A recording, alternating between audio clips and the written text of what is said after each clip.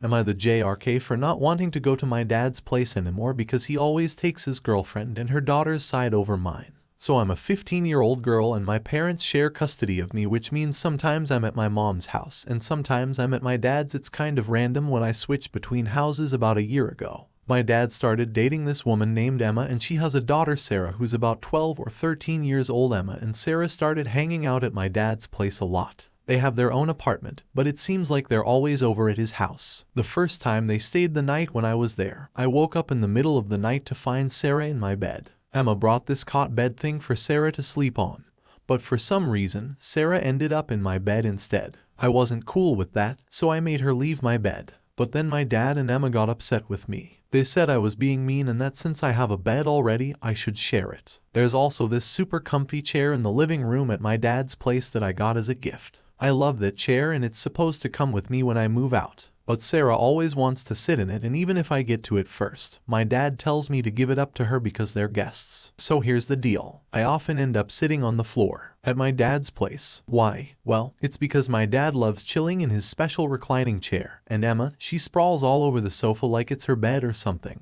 Because of this, I usually just hang out in my room instead. It's not like I enjoy sitting on the floor, right? Who would? It feels like I'm a pet or something, and I'm not about that life. My dad, he tries to get me to come and sit with them. He calls me into the living room, but honestly, why should I go sit on the floor? That doesn't sound fun at all. He thinks I'm just being a typical difficult teenager, but I don't see it that way. I mean, I was out with my mom before coming over to his place. We even did some fun stuff together before she dropped me off at dad's. Oh, and guess what? My mom got me this super cool blanket. It's got my favorite sports team on it. I was so pumped about it. I mean, I couldn't wait to snuggle up with it. Sounds a bit silly getting excited over a blanket, right? But it was awesome to me. So I brought it over to my dad's house because I wanted to use it there. But here's the kicker. My dad made me share it with Sarah. He said it wasn't fair that I got something new and Sarah didn't. It's like everything I get I have to share. It's the same old story with pretty much anything cool that comes my way. So when Sarah gets her hands on something cool, my dad always says, "That's Sarah's, she got it," so she decides what happens with it.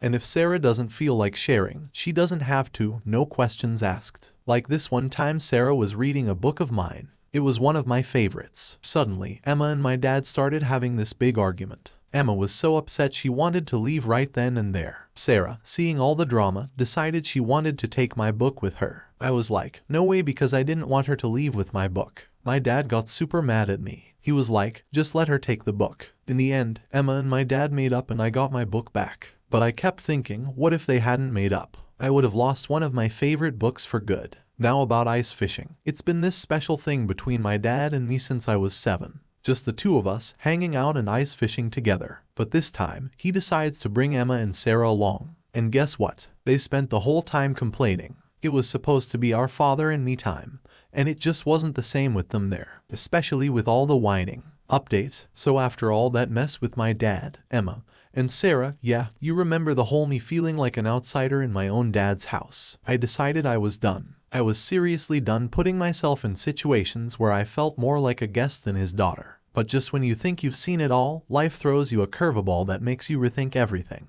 A couple of weeks after I decided to take a break from visiting my dad, my grandpa, Dad's dad, reached out to me. Now, Grandpa's always been this quiet type, you know, not one to get involved in drama or take sides. But this time, he said he wanted to talk, just him and me, no parents involved. I was hesitant at first, but curiosity got the better of me, so I agreed. We met up at this little diner he loves, the kind with the best milkshakes in town. It felt weird, sitting there with him, knowing we were about to dive into some heavy stuff. But Grandpa, in his calm way, just started talking about life, family, and how sometimes adults make mistakes trying to do what they think is right. He didn't excuse my dad's behavior, but he made me see that maybe, just maybe, my dad was struggling with how to blend his new family with his old one, me. The real kicker, Grandpa had talked to my dad before our meetup. He told me that my dad was genuinely sorry for how things had gone down. He'd been so caught up in trying to make Emma and Sarah happy, he didn't realize he was pushing me away. My dad wanted to make it right, but didn't know how to start. Grandpa suggested something so simple, yet so perfect, it almost made me laugh. A father-daughter camping trip, just like we used to do before Emma and Sarah came into the picture. I won't lie, I was skeptical, but the more I thought about it, the more it made sense. This could be our chance to fix things, or at least start to. So I took a leap of faith and agreed. Fast forward to the camping trip.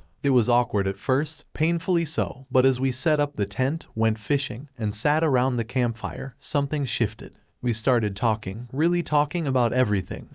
How I felt, how he felt, and how we could move forward. It wasn't an instant fix, but it was a start. But here's where the drama kicks in again. Halfway through our trip, who shows up unannounced? Emma and Sarah. Turns out, my dad hadn't been entirely upfront with them about the purpose of our trip. Emma thought it was a good idea for them to surprise us and join in. Surprise? Yeah, you could say I was surprised, alright. Furious is more like it. This could have been the moment everything fell apart again. But something unexpected happened. My dad stood up for our time together. He explained to Emma that this trip was about repairing our relationship, something long overdue. And to my utter shock, Emma understood. She apologized to me, something I never thought I'd see, and they left, giving us the space we needed. The rest of the trip was a blur of emotions, conversations, and surprisingly, healing. When we got back, things weren't perfect, but they were better. My dad started setting boundaries with Emma and Sarah, making sure our father-daughter time was respected. And for the first time in a long time, I felt like I didn't have to compete for my dad's attention.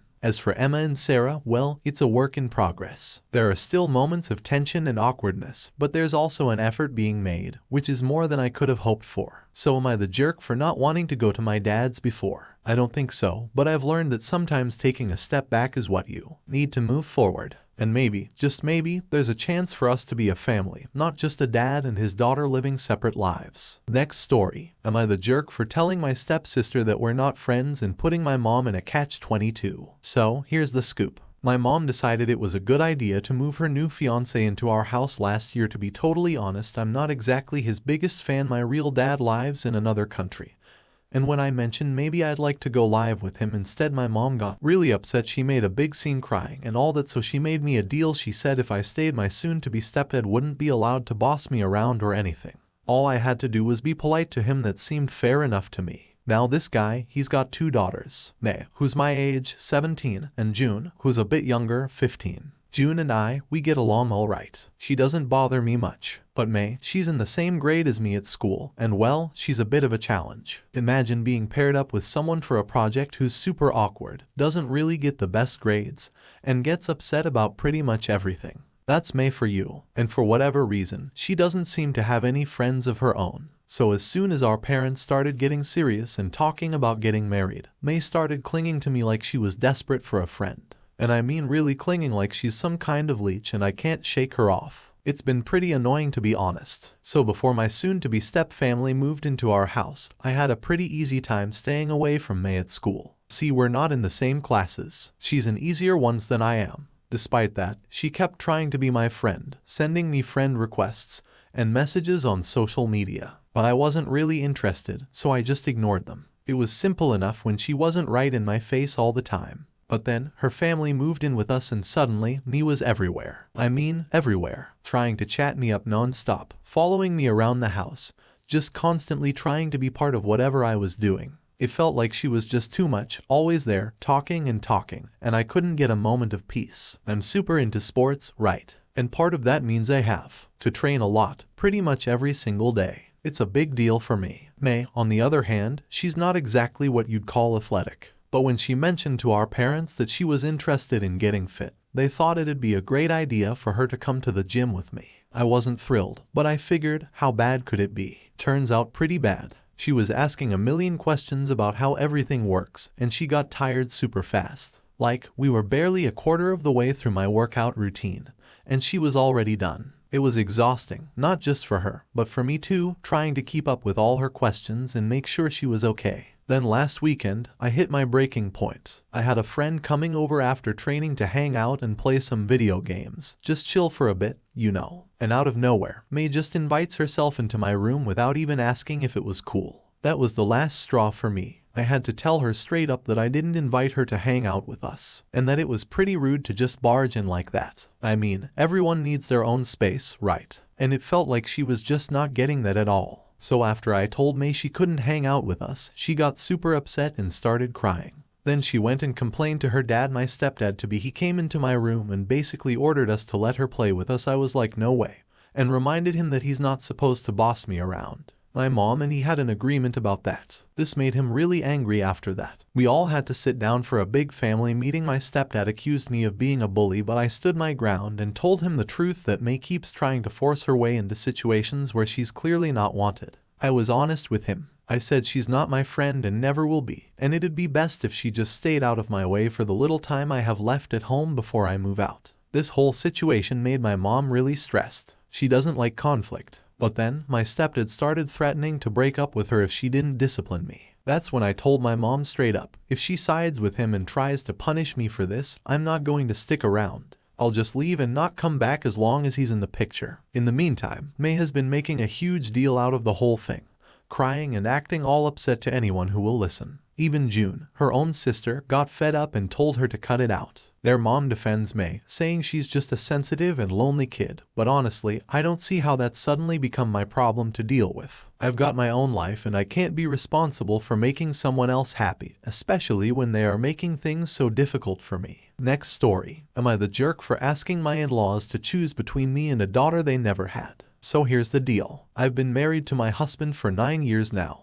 He's 38 and I'm a bit younger. But ever since we got together, there's been this ongoing drama with a woman named Sally. Sally used to be super close to my husband, like best friends close. But things got weird after my husband and I started dating. Sally didn't take it well when we became a couple. She started sending me really mean messages, saying stuff like, I stole him from her and that our relationship was toxic. It was super uncomfortable and made me feel really unwelcome. A few years into our marriage, Sally went through a tough time. She split from her husband and immediately turned to my husband for support. I tried to be understanding, but then we found out she had been lying about a lot of the things that she said caused her divorce. When we moved back to the area and learned the truth, I had to confront her. I told her straight up that I didn't appreciate being lied to, but Sally didn't stop there. She started spreading rumors about me, saying that I was in love with her ex-husband and that's why I was taking his side. That was just too much for me. It felt like she was trying to make me look bad to everyone. Now, here's where it gets tricky. My in-laws are involved and I felt like I had to ask them to make a tough choice. Either they support me, their son's wife, or they side with Sally, a woman who has caused so much trouble and isn't even part of the family. It's been a super stressful situation because I don't want to be the bad guy here. I just want to live my life without all this drama that Sally keeps bringing into it. So, after a lot of drama with Sally, who used to be really close to my husband, I decided I needed some peace. I talked to my husband's mom, basically my mother-in-law, and told her I didn't want to have anything to do with Sally anymore. For about a year, things were pretty quiet, and I didn't have to deal with Sally at all, which was nice. But then, my mother-in-law started pushing me to get over the whole Sally situation. She wanted me to come back to family events, even if Sally was going to be there. I was trying to be cool about it, so I said, okay, I'll come to these things. But I'm not going to hang out with Sally. I'll be there, but I'm not going to talk to her. It seemed like as soon as I agreed to that, Sally somehow found out I'd be around again. She started sending messages to my husband saying she missed their old friendship and stuff. It felt like we were back to square one. Then out of nowhere, I got this really mean email from someone I didn't know. It said some pretty nasty stuff. At first, I thought it was just some random person being mean online. But we did a little detective work. We found out the email came from the same area where Sally lives. Plus, it mentioned things only someone who really knew me would know, like details from my private Facebook group, and even used my first and middle name. It was super creepy, and honestly, Sally was the only person I could think of who would do something like that. So I decided it was time for another serious talk with my husband's parents. I sat down with my mother-in-law and father-in-law and explained the whole email situation. I told them I wanted to keep my distance from Sally for good. It was a big decision, but I needed them to understand that I couldn't have someone so negative and mean in my life, especially someone who would go as far as sending hateful emails. It was important for me to stand my ground and make sure my in-laws knew I was serious about not wanting any contact with Sally. So, things got really intense with the whole Sally situation. After getting that mean email and deciding I didn't want Sally anywhere near my life, not even by accident, I had a big talk with my husband's parents, my in-laws. It got to the point where we basically had to lay it all out for them. We told them they had to choose who they wanted around at family get-togethers. It was either me or Sally, but both of us couldn't be there. It was a tough spot to be in,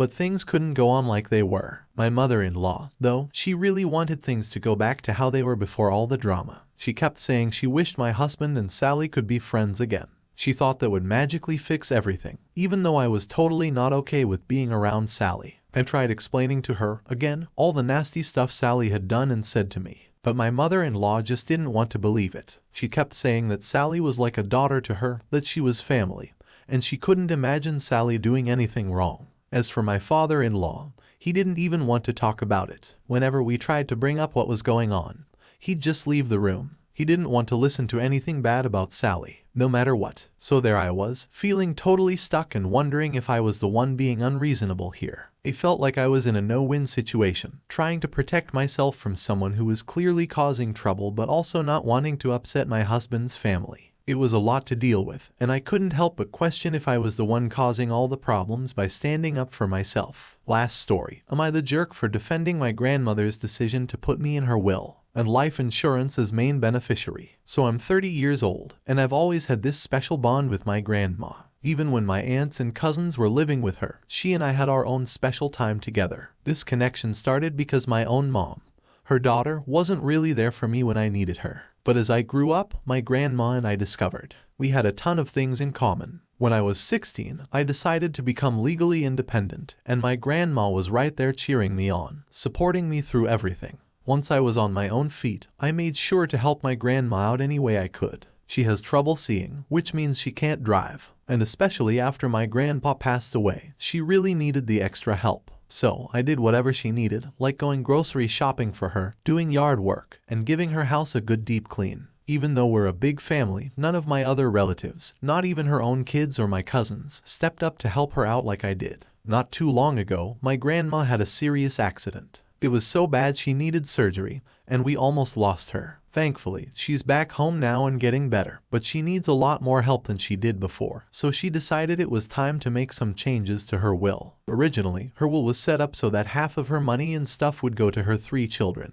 and the other half would be split among me, my sibling, and my 4 cousins. But after everything that's happened, my grandma made a big change. She decided to leave about 80% of everything she has to me and my kids, and the rest of the family would share the remaining 20%. So, after my grandma decided to change her will, giving me and my kids about 80% of what she has, and leaving the rest to be split among the other family members, my family got super mad. My mom and I had just started to fix our relationship, but now she's so upset she won't even talk to me. My aunt is really angry too. She calls me every day, saying I tricked my grandma, who she thinks is too old and weak to make her own decisions. My aunt even went as far as to call Adult Protective Services on me, claiming I'm stealing from my grandma. But I keep saying that my grandma knew exactly what she was doing when she changed her will. It was completely her choice. Now, there's more to the story. I recently got some money from a settlement for child support that was supposed to come from my biological dad. My family thinks I somehow took this money unfairly, which should have gone to my mom instead. They're using this situation, plus the whole thing with my grandma's will, to say I'm just out to get money from my family members. But here's the thing. I received the child support directly because my mom wasn't taking care of me. I was neglected and ended up in foster care before I decided to become legally independent at 16. Through all of this, my grandma was the only one who really stood up for me. She wanted to take me in when I was younger but couldn't because of her own health issues. So am I really the bad guy here for accepting what my grandma wants to give me, especially considering everything we've been through together?